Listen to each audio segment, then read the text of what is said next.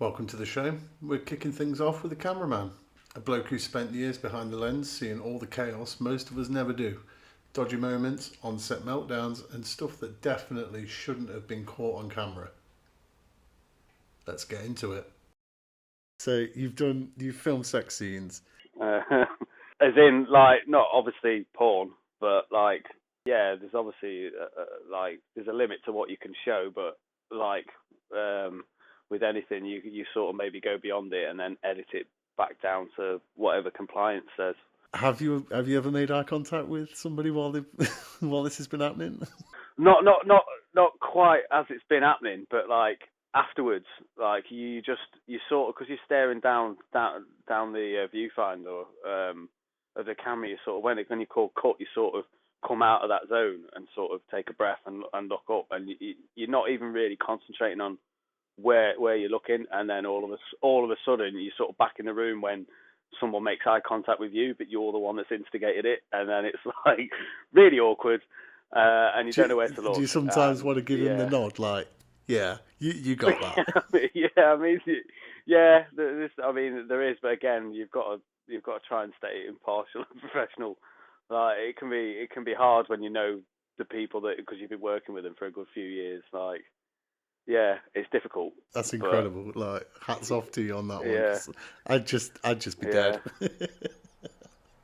Yeah, I mean, slightly off topic, but someone, like, I've only ever experienced this once, but someone dropped the guts on set once, and we had to stand down for 10 minutes while they opened all the windows. Oh, And no way. the actors couldn't concentrate. That was that was quite funny, to be fair. And I still, to this day, don't know who that was. And was this mid scene? Yeah, completely. Yeah, it just sort of like wafted onto set and then didn't want to leave. Just overstayed its welcome to the point where people did try to carry on, and then it got to the point where it was like so off-putting that we all like literally evacuated Oh my days. for like 10 minutes, and then came back after it had had the windows and doors open. Because obviously, if you're shooting in like you can't. If you're shooting on a set, the best thing to do is have all the windows and doors shut so you can contain the exterior noise from getting in Yeah. and your noise from getting out. But obviously, that's not very like it's not the best thing in the world if you're trying to get rid of smell. What was that? Was that because it was gory, or was that just the guy felt a bit like dicky? I don't know who did it, but it felt like someone had died in there. It was horrendous. Yeah, that was interesting. That's brilliant. There was another story of it being awkward. Was one of the design team. We had this like dry ice machine. We were doing some sort of dream sequence, Okay. and it was a bit like Stars in Their Eyes, where they put it on the floor, and it's sort of like it's a bit like a waterfall as it goes Yeah, along. wafts about. And there was one guy that worked in design, and he was bless him. He's like his heart and soul was in it, but he just wasn't. He didn't have the most common sense, and he didn't always do the right thing. And he was sort of like really sort of excited that he'd been given all this responsibility of this dry ice machine. And we'd rehearsed it, and it'd gone all right, and then he filled it back up and forgot to put the lid on, and then turned it on, and the whole thing just went everywhere. Oh no. Yeah, that took a good while to get rid of as well. That was well funny, and like it just see him, like you could see him panicking, but obviously the more it came out, the less you could see him, so he just sort of like disappeared in his own mess. I bet that was stressful as hell. Well, I mean, it was pretty funny after it, but the director was not happy. Yeah. No, I can imagine he wanted to just explode. Well, I mean, a few of us could sort of see it coming, but like, obviously, you don't want to step in. It's not your job, so you just let things happen like that. Just let the chaos unfold. Yeah, exactly. Yeah, because if you step in and it still happens, then you're sort of part of it. You know what I mean? Yeah, you become part of the issue, which is Yeah. nobody wants that, do they? No, not at all. No. So how do you deal with do you have to sometimes, even though I know you're concentrating and looking down the lens, do you still sometimes have to sort of, because put like a sort of like a dead rat's almost sort of vision in your mind to kind of keep you completely serious?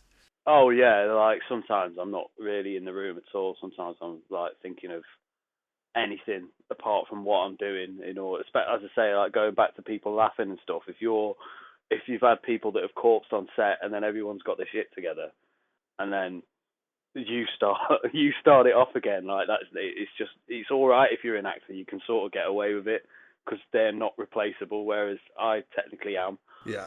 So you don't want to be the instigator of stuff again.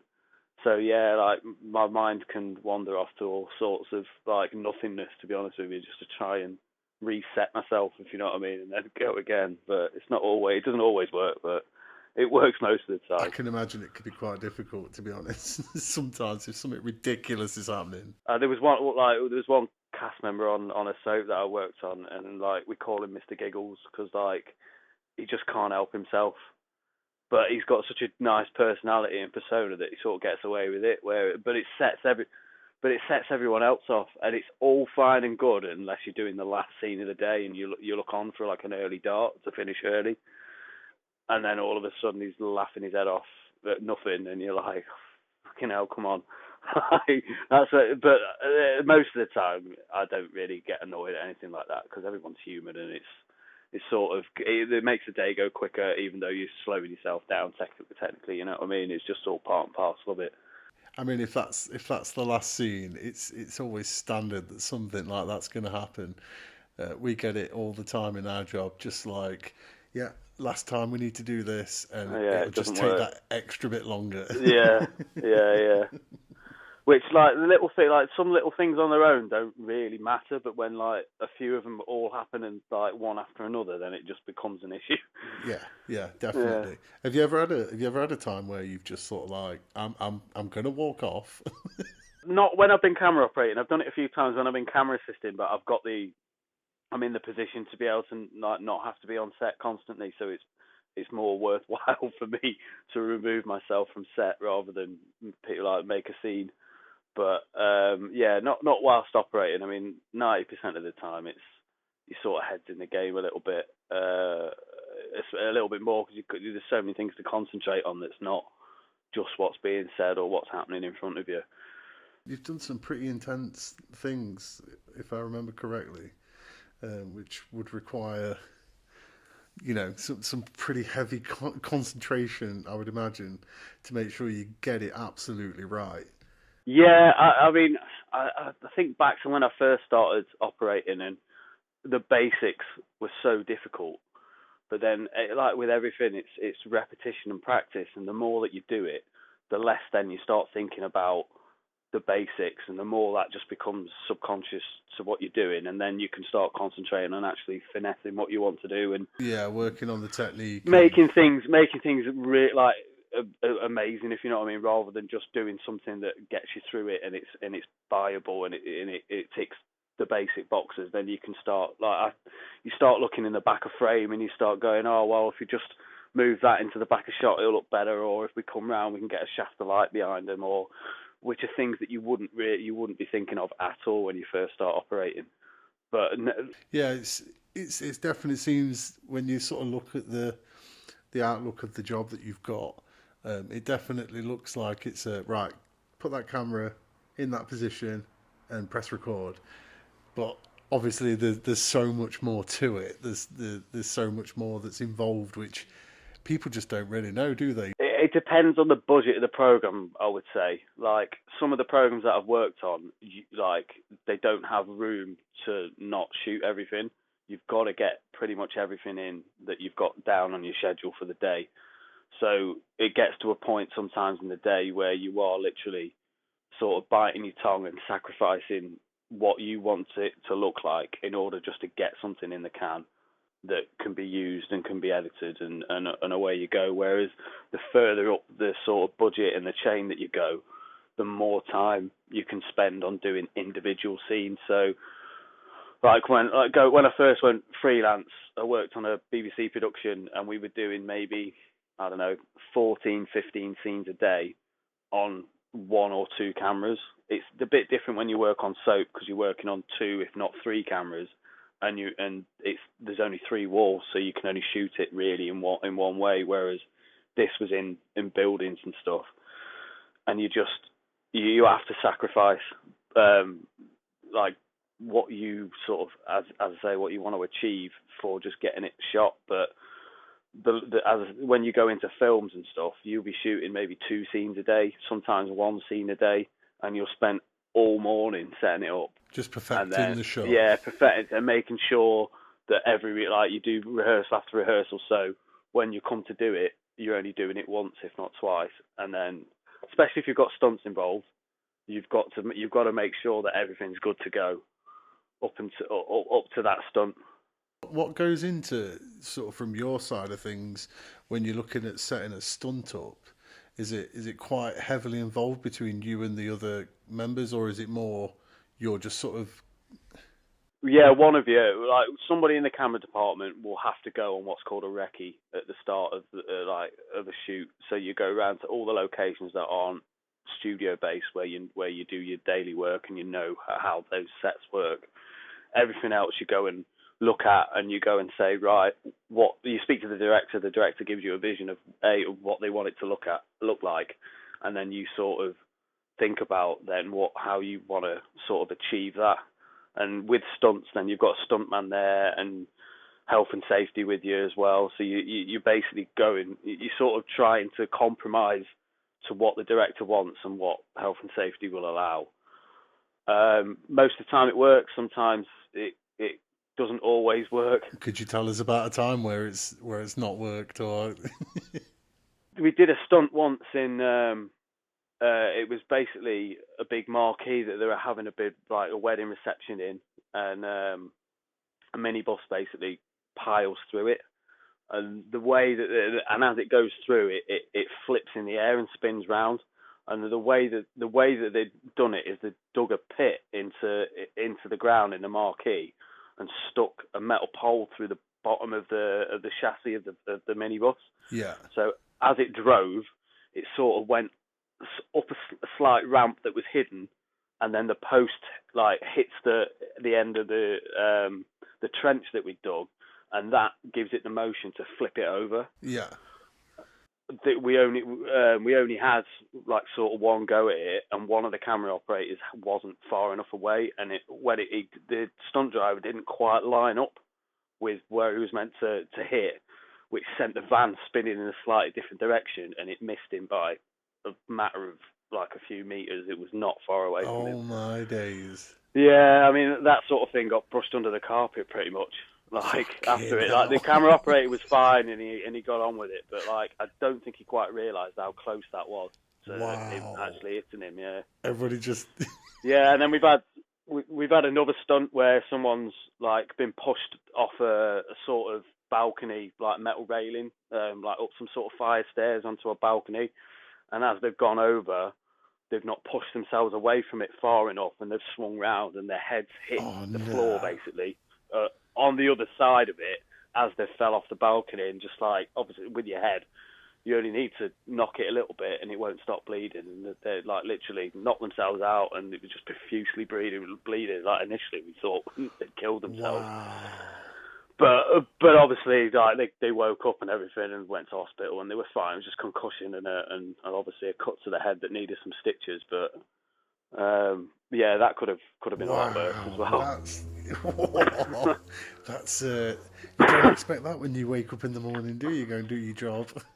No, especially not when they've got professional stunt teams that come down, and as I say, they've had the same conversations with the director and with health and safety and all of that to try and make sure that none of these situations happen.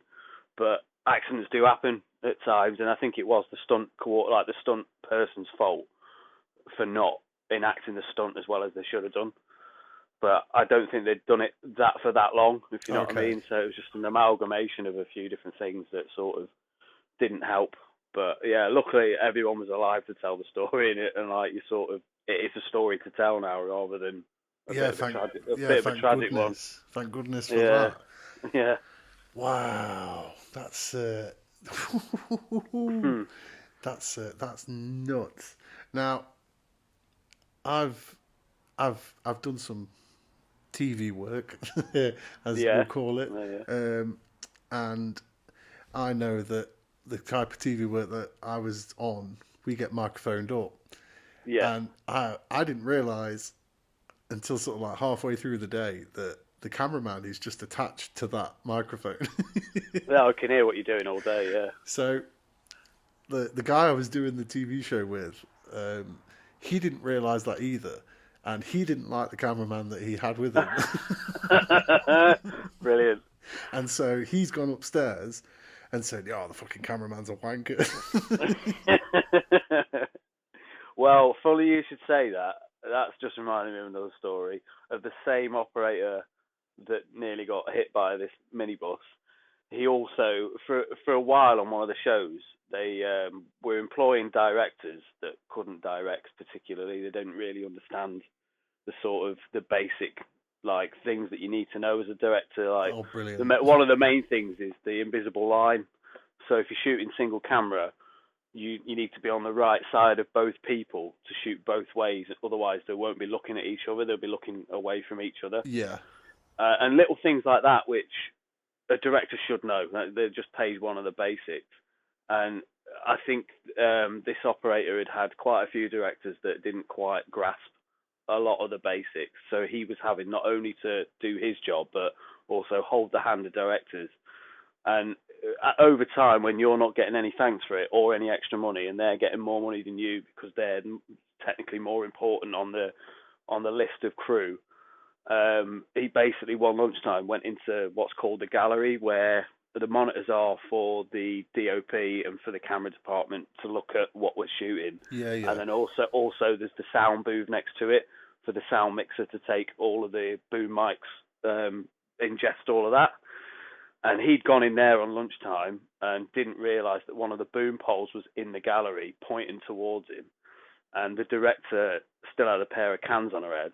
And he basically said, "Oh, I'm fed up of like," but pretty much what I've just said. Like, I'm fed up of like holding their hands. These people that don't know shit, that I'm having to do their jobs. Like, went on a bit of a rant, and then like he sort of heard some commotion outside, and he walked out, and the director was like running off in tears, which that resulted in a trip to HR. Oh, wow. Nobody wants that. Yeah, and he got suspended for a bit. Nobody wants HR.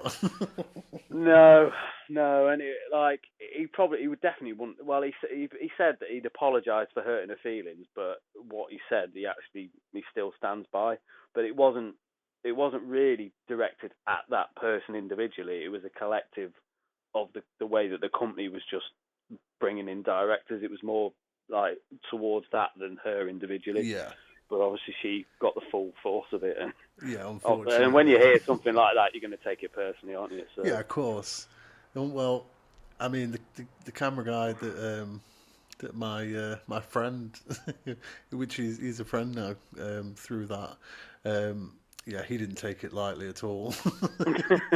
No, like there's some arseholes in my industry. I'll give you that. He really got hurt by that, and then they had an argument sort of like the day after, and then that guy was never allowed back at the on that particular set. Well, yeah, I mean, you're not papering over those cracks, are you? No, when you get called, all sorts under the sun. Yeah. You know, you could take, especially. I mean, you know, the guy, like, he'd literally met the guy for half a day. Oh, right. Wow. He must have been a bit of a knob then for him to have that opinion straight away. He was pretentious. There's a few like that in my, especially in the sort of drama soap side of the industry, and yeah, it's not so bad in sport and OB.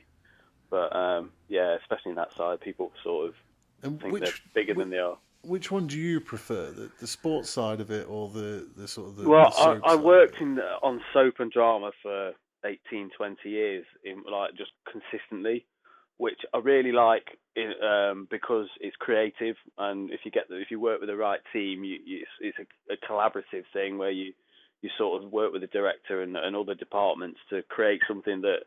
It's not just his vision, you sort of have input as well, and you can sort of make suggestions on, well, if you did this instead of what you're saying, we could actually do it a little bit quicker and it might look a little bit better. So it sort of becomes your project as well. Whereas, and I really do like that, and that's a skill that I don't want to lose. But because I've done it for so long, then going freelance and moving into sport and doing that side of it, it's I love my football, so it's a dream job to work on Premier League football, but it's different to what I've been doing. But I do like the fact that I can do both, because now it varies my work, so it keeps me sort of enthusiastic to both rather than getting a bit jaded on one side or the other. Yeah, I must admit, I'm very jealous of the sports side of your job. Some of the views I've seen, incredible. Well, mate, you should have been with me at Old Trafford this season when Forest played it. It was amazing. Yeah, amazing for you, mate.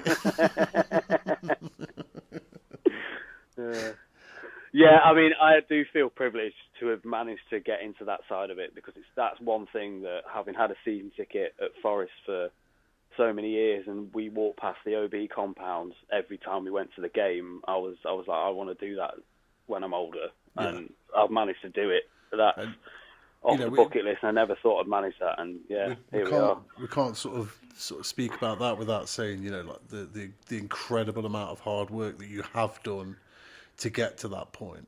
It's not just. Oh yeah, it's not come easy. To be fair, it's been a journey, but people have told me to keep working at it, and you will get to where you want to be. And I'm not saying I've got to where I want to be yet, but I've started ticking things off now at least. Yeah, that's how it should be.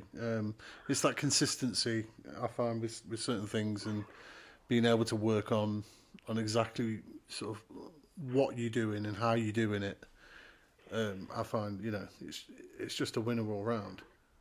Yeah, as I say, it's been a journey, and there's been some bad times, but I would say that there's been a lot more good times than bad in the grand scheme of it. And now, looking back on it, now that I'm in a good place and enjoying myself again, all the bad experiences have actually taught me quite a lot more than I thought. And I go, like, things happen in front of me on set that's not what you want to happen, but I've seen it before, and all those bad experiences have sort of taught me how to deal with them properly and how to get it done and change that and sort it out as quick as possible. Well, that rolls nicely into something I've been wondering. I'm not going to lie. Have you ever had a moment, or have you ever had a couple of moments, I suppose, where you've been filming someone and you just know they are 100% faking this? They're trying to fake it till they make it, kind of thing, and they are just you can spot it a mile off. Do you know what I mean? Yeah, I mean, actors are an interesting species. Like, some of them think they're better than they are, but then I don't think I could do what they do, even the ones that are really bad. It's not like learning lines and ingesting all that dialogue, and especially if you work on like a soap where there's more than one crew in the building, so you're going from one end of a storyline for a bit in a day and then moving on to a different crew and then going like before what you've just shot. It must be quite difficult, that. But I tend to get more frustrated with crew members not pulling the weight, because I know exactly what they should be doing, and I'm pretty sure I could do it as well. That's where my frustrations lie sometimes, with people like trying to wing it. Don't get me wrong, there's been like some bad actors that have been with. Like, there was a couple when I first started on soap that literally couldn't get more than about 6 or 7 words out in one go and then forget what they were meant to say. But oh wow, that was, I think that was just the fact that they weren't experienced. And don't get me wrong, I think it was nerves as well. I think nothing could prepare you for, like, at drama school, to actually go in onto a live set and having the pressure of. Yeah, I suppose when the cameras are on. Yeah. I mean, it's a prime example of a lot of actors, is that, especially if you're shooting single camera and you're shooting over their shoulder onto somebody that they're talking to, they'll deliver all of their lines, and then as soon as you turn around and onto them, they can't get the words out. So, and I sort of feel sorry for them a little bit, because I can sort of relate to that a little bit, as if I was in their shoes, I think I'd feel the same. I can imagine. I mean, when we were doing our filming, the one thing I found really difficult was they'd want to do sort of like a couple of shots for every sort of reaction, or a couple of shots for every sort of conversation. Yeah. And so you had to try and keep that conversation exactly the same every single time. And Yeah. when you're just having a free flowing conversation, You cannot remember what you've just said. No, not at all. If you're ad-libbing, if you're just having a conversation, then how do you go back and repeat that? I mean, it's hard enough when you've got the words in front of you, let alone like trying to remember what you've just said It's and then repeat it. it's ridiculous, and it kind of gave me a bit of an insight into the simple fact of like when I watch these particular type of shows, and the contestants on that show kind of seem a bit, I don't want to say like dumb, but they seem a bit, like Eggy.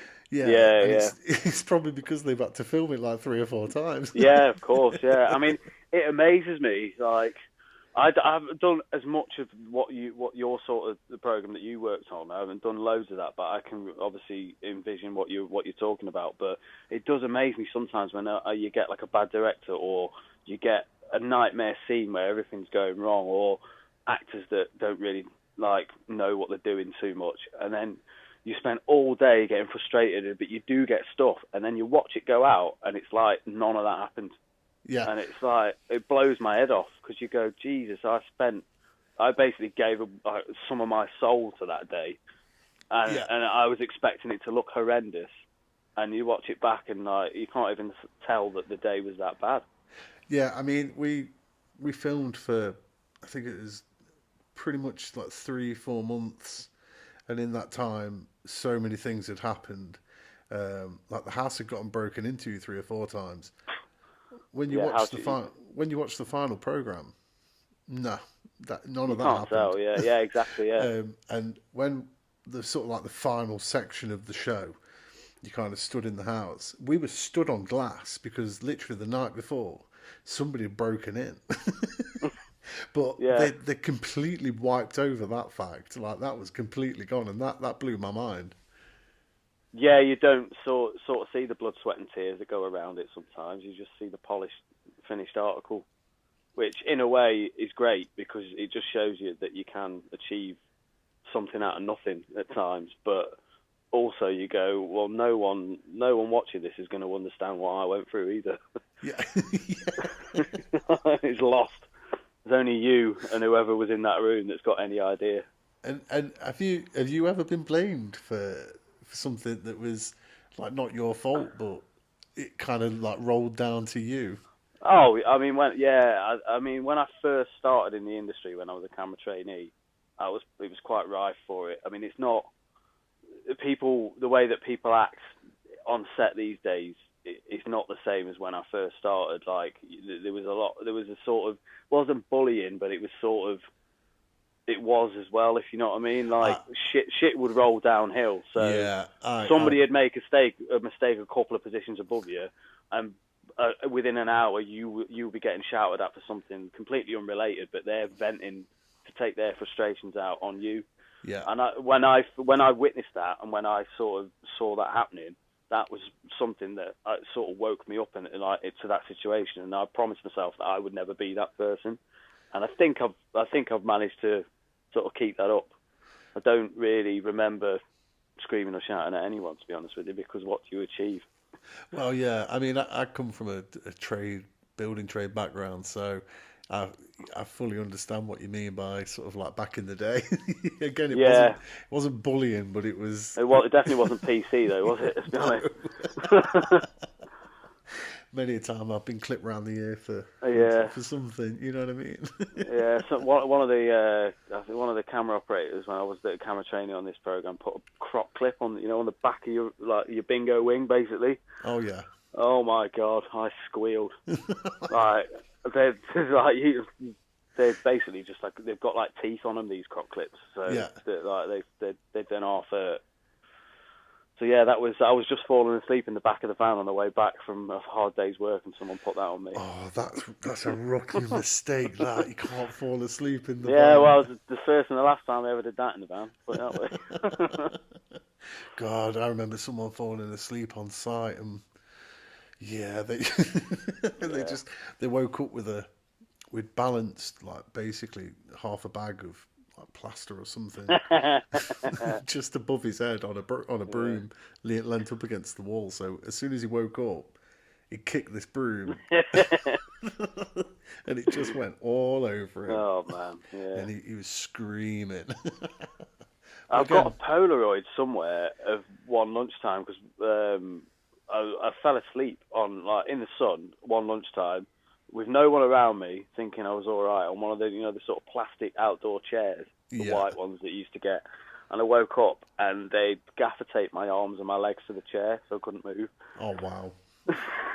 Which I was like, well, you expect me to go back to work? I can't do anything. So unless someone comes and lets me go, I'm just going to go back to sleep.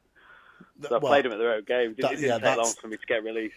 That's how you do it. That's how you do it. Yeah. Go and get me a glass of it. Absolutely.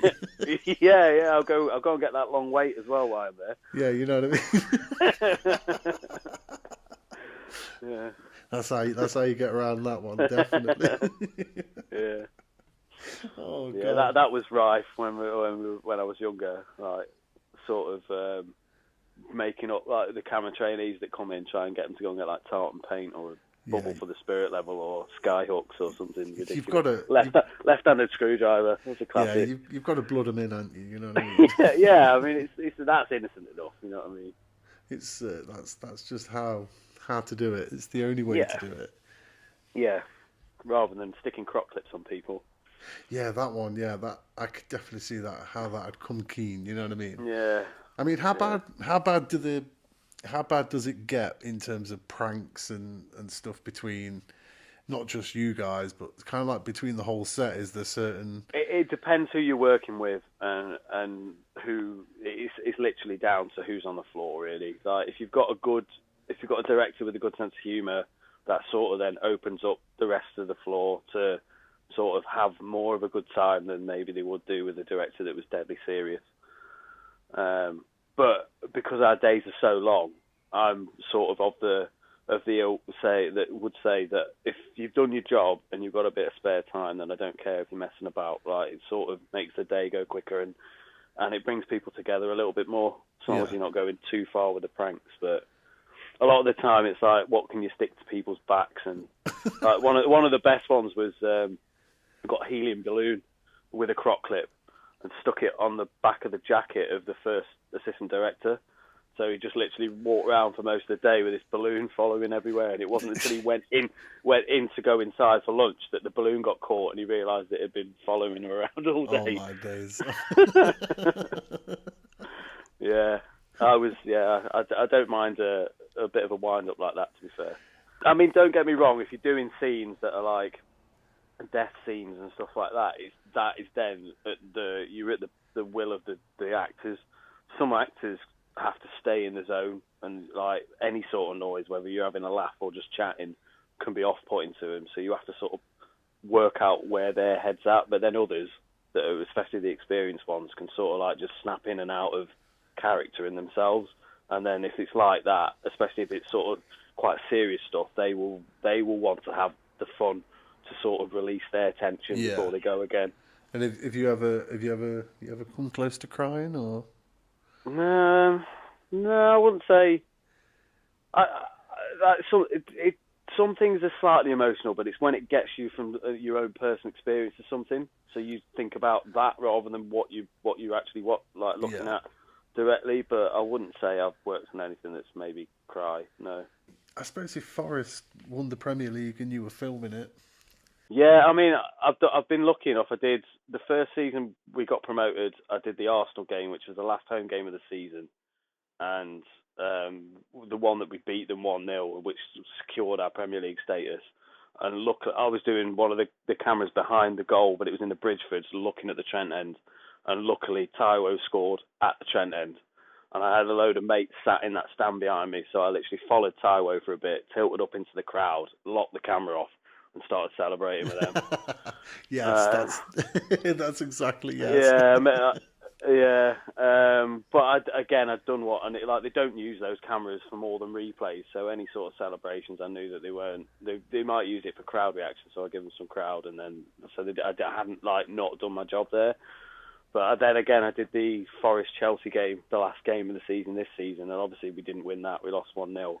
But I was in the A block doing the 18-yarder, and I don't know what would have happened had we have won that game and scored, because the A block would have just gone absolutely mental, and I would have probably jumped in. I was going to say, do you reckon you'd have just gone fuck it and off? Yeah, I mean, yeah, you've got to.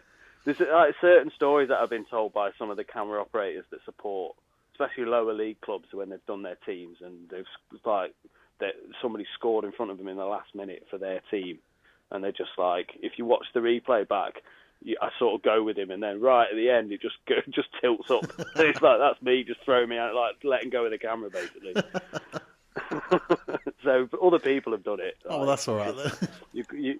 Yeah, I mean, two wrongs don't make a right. I'll give you that, but you've got to be clever and pick the moment. Yeah, of course. Really. It's an emotional thing to watch, especially in those circumstances. You know, I think you could forgive most people for sort of having some celebration.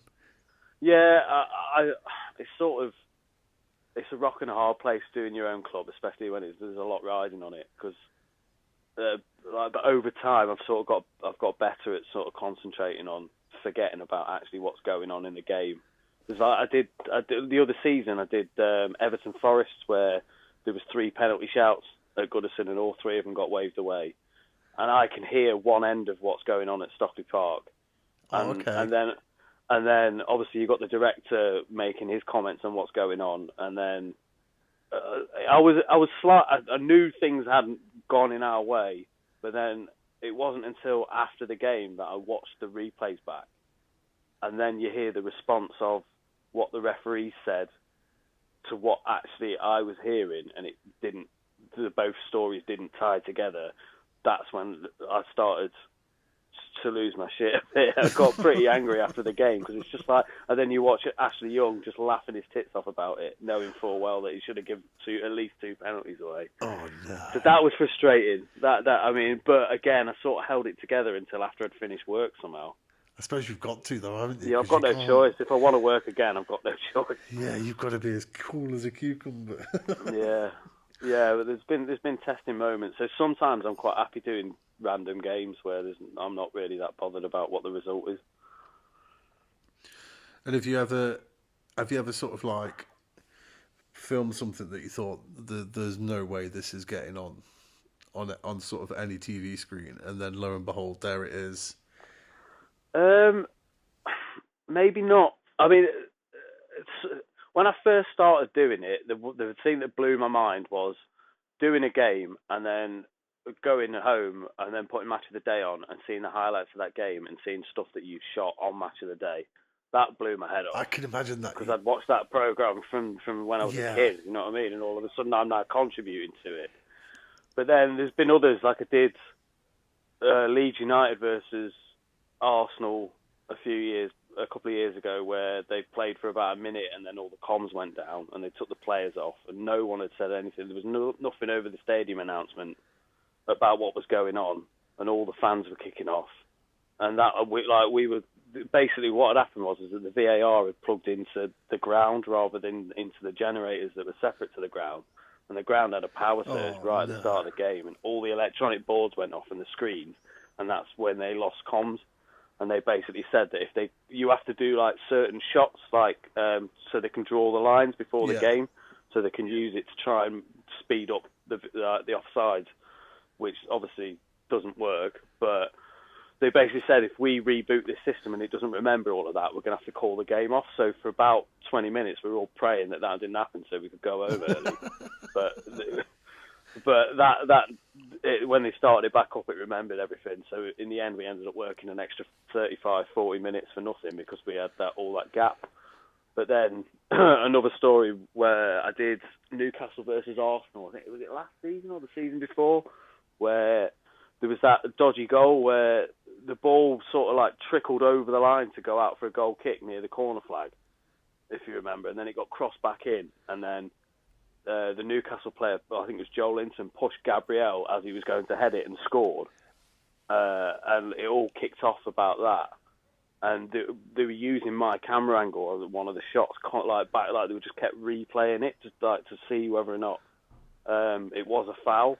And when I went to Thailand, like a couple of months after it, the whole plane that I was on had the screens for TV, and they happened to have the sports channel on.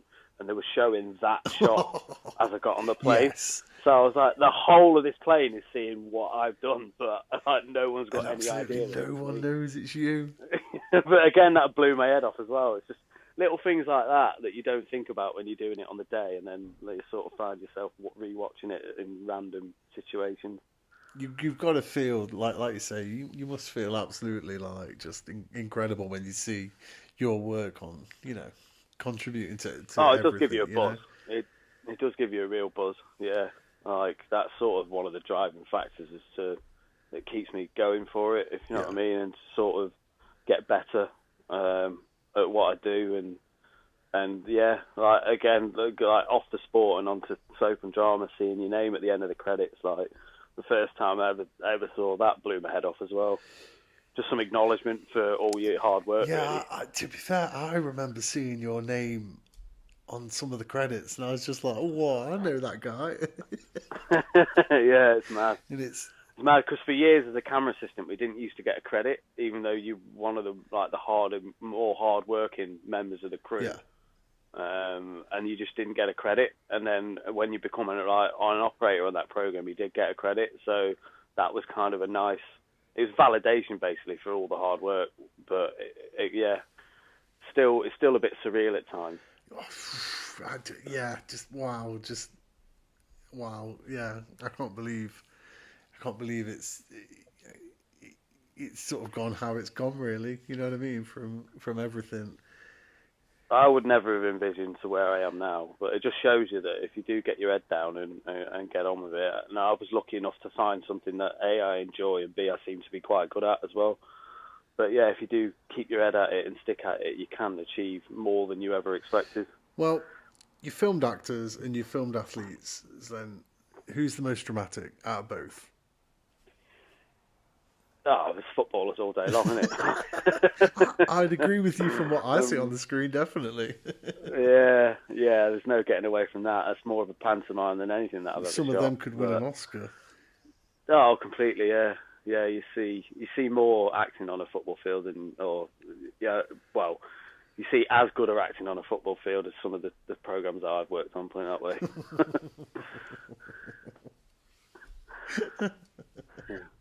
That's amazing. Especially if you're doing a Liverpool game. Oh, no, look. Let's not get into that. We better not start with that one, because I could be here all day on there. Yeah, you and me both. I saw an interesting stat where it was something along the lines of one football team had literally had something like, I think it was Everton, at is it the Gladys End? I think they'd had something like 8 penalties in the entire time that the Premier League had existed. Manchester United... Yeah, Everton just don't get penalties. Yeah, Manchester United had something like 38 penalties on the Stretford End over the same course of time. Liverpool had 144 penalties at the Cop End in that time. Yeah, and they've still only won 2 titles. You know what I mean? And they're both titles that nobody cares about because everybody dropped off. Yeah, exactly. Yeah. Well, I think you've answered everything, and sort of we've pressed into most things. I'm just going to finish off with the 5 quick fire questions, if that's all right with you. Yeah, go on then, mate. So, I mean, you've already kind of alluded to this one, but what's the worst smell you've ever encountered on set? Would it be that? Yeah, it's definitely up there. Sort of the dry ice machines or not dry ice, the sort of hazing machines are not great. The smoke machines, they can get to you after a while. And what sort of smell does that give off? It's like a sulphur smell. It's like a flare. Like it's not ideal. Every time with the sulphur. Yeah, but I mean, yeah, I'd probably say that fart was probably the worst thing. The fact that I remember it even still to this day has got this testament to the strength of it. That's definitely scarred into your memory, isn't it? Yeah. Okay. Have you ever pretended to press record when you just haven't? Well, when you say I've thought I've pressed record and I haven't. That's not been great. When basically I was trying to get into doing club promotion films, Yeah. videos, and I got given one in Birmingham that was just opened, and I didn't know. I knew how to shoot with the camera, but I wasn't very good with the microphone systems that I was given, and nobody had told me that you needed to press the record button twice. So I pressed it and it started flashing, and as far as I was aware, it was recording, and it wasn't. It just got itself ready to record. So I got all this footage and all these interviews and no sound with it. Oh no. Yeah. They never hired me again, put it that way. But again, I learned, like, you only make those sort of mistakes once, and you learn from them, and it's something that I'd never do again. So it sort of worked out in the end, but not at the time. I was pretty embarrassed at the time. It's all experience, I suppose, at the end of the day. Yeah, it is a little bit, but yeah, it was. I had to sort of make some excuses about the corrupt sound card and all of that to try and save me blushes, but I don't think they believe me, to be honest. Okay, so what's more terrifying, losing the shot or hearing your name in the earpiece in that particular tone? I think one follows the other normally. Okay. Like, it's more, I think, for me now, because I work on live stuff like the football. You get given a camera number, and the camera numbers are always the same at each ground, pretty much, because each camera is sort of symbolised. Like, camera one's your main camera that you see for most of the footage. Camera two's the one that's tight on the players' faces and stuff that follows them around.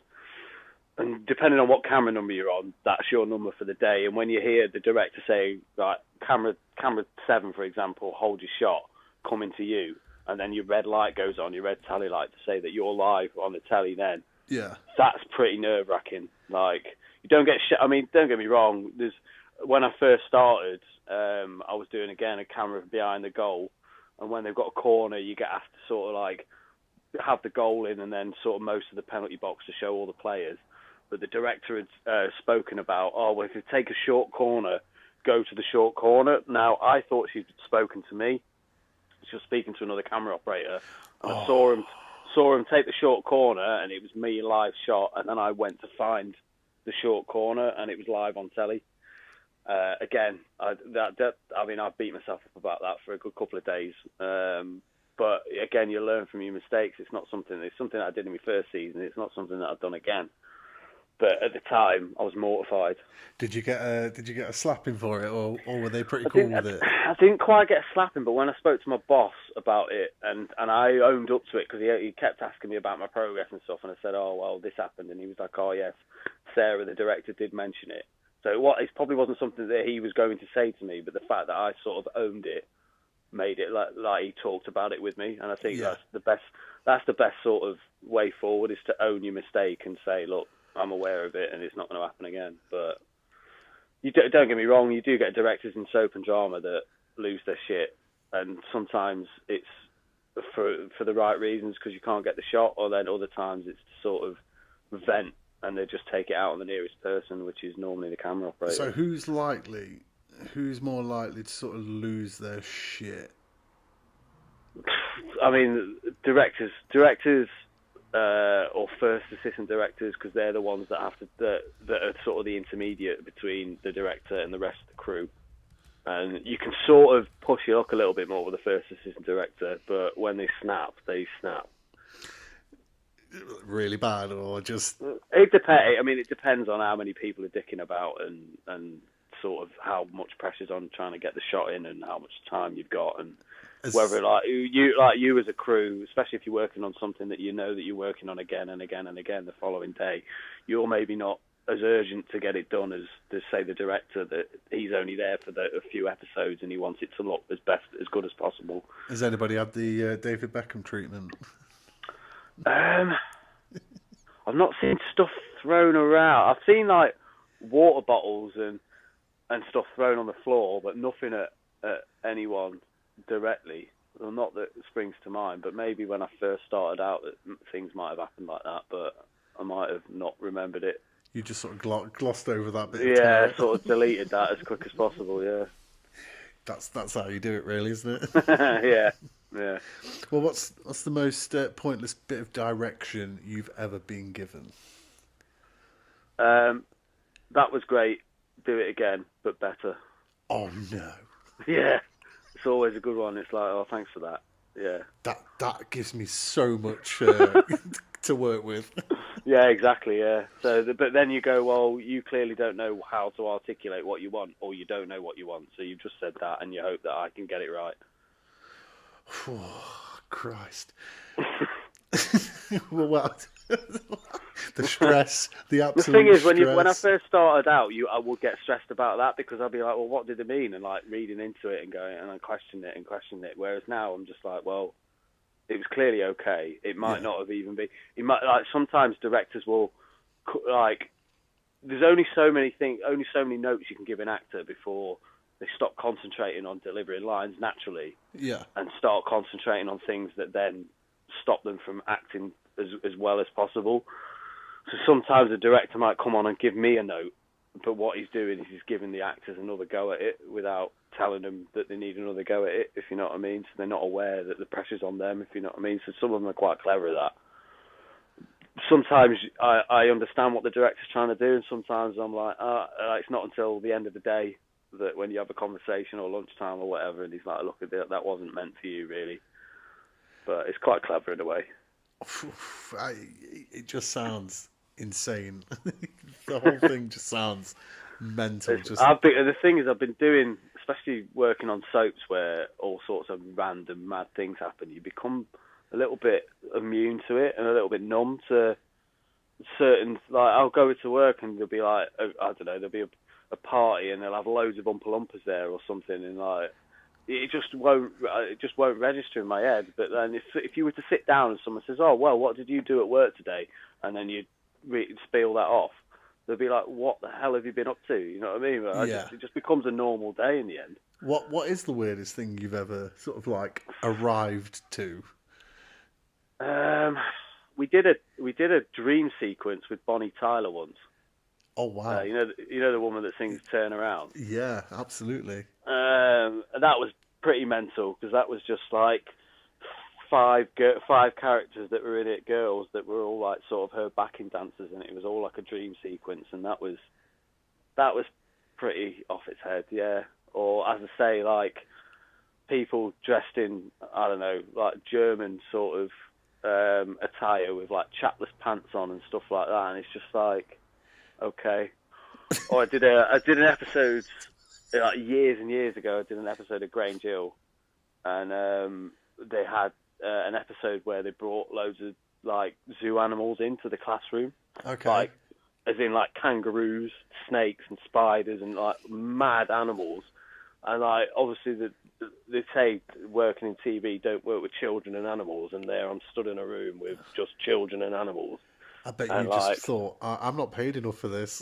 Well, luckily I was only sort of like a clapper loader at the time, so it was sort of like quite low down the pecking order, so I didn't really have any responsibility in corralling these animals and kids to do the right thing, but it was just carnage. Like by the end of the day, you could just see that the people that were in charge were ready just to like burst or like run into a dark room and scream their head off.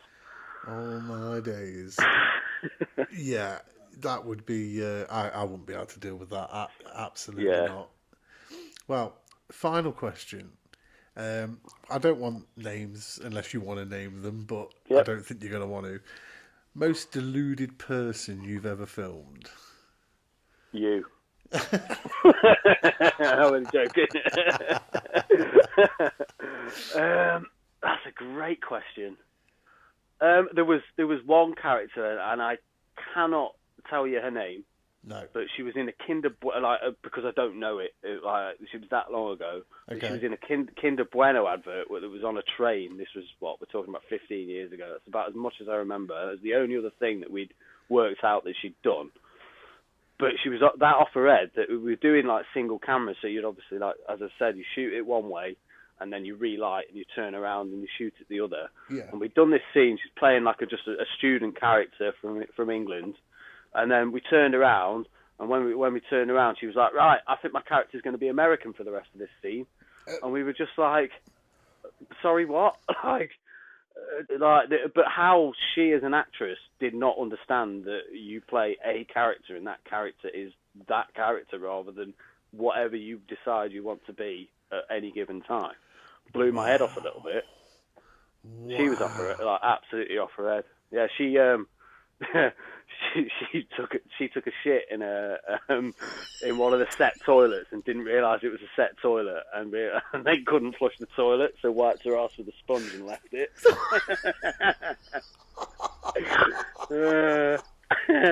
That story has gone down in folklore where I used to work. Oh my god! Oh my god! Imagine Imagine being the cleaner that found it. Wow. Yeah. That's how off her head she was. So yeah, that's probably my answer to the deluded person. That's brilliant. What a fantastic way to finish the show. Yeah. It's all shits and giggles, isn't it? Wow, that's incredible. I love that.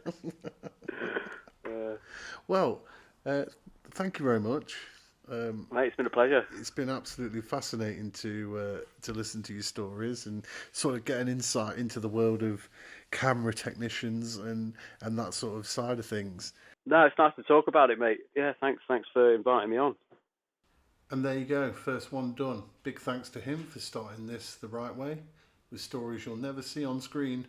Plenty more to come, different jobs, more madness. See you next time.